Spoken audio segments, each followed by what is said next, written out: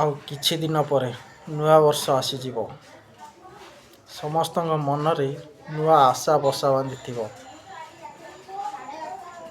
ଯେ ଆମେ ନୂଆ ବର୍ଷ ଆସିଲେ ଆମେ ଏଇ ଜିନିଷଟା ଆରମ୍ଭ କରିବା।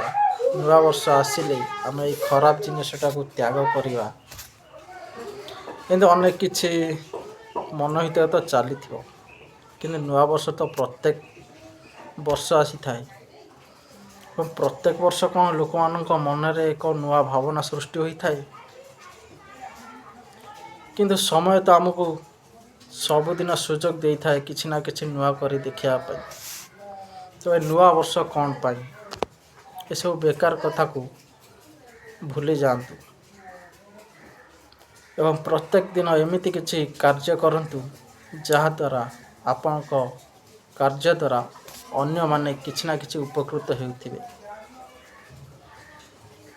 ତେବେ ଯାଇ ଆପଣ ବହୁତ ଉଚ୍ଚ ସ୍ଥାନରେ ପହଞ୍ଚି ପାରିବେ।